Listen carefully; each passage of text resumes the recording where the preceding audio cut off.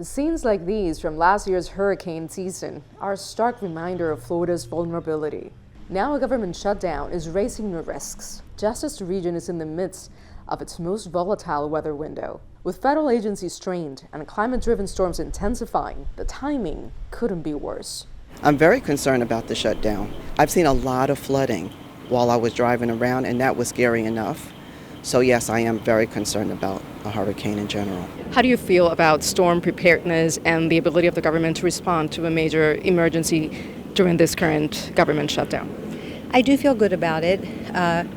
This current government seems to like Florida, so I know that they keep us in their hearts and in their minds. I've lived here for 8 years, and I've always had good response from the government. I'm ashamed at the government for allowing this to happen. Do you think we are prepared for a major disaster? I hope so, but I fear we're not. Federal weather and disaster agencies like NOAA and FEMA remain open. They're deemed essential to protecting lives and property. But NOAA, which tracks and forecasts hurricanes, is already stretched thin. It has fewer than 4,000 employees for the first time in decades, after losing hundreds of staff to layoffs and early retirements. Now remaining workers are tracking storms without pay.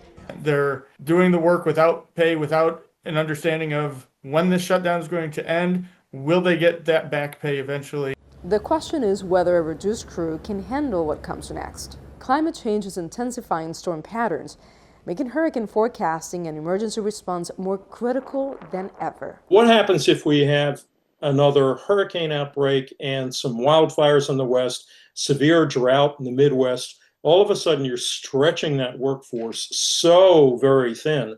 The strain extends beyond weather forecasting. FEMA is operating under its contingency plan. Essential emergency functions continue, but the agency's broader preparedness and planning operations are limited. The bigger concern is what happens if a hurricane makes landfall right now. Well, FEMA can respond to the immediate emergency, but long-term recovery and mitigation programs are on hold. That means that communities could face delays when they need help the most. Nitza Soledad Perez, CGTN, Miami Beach, Florida.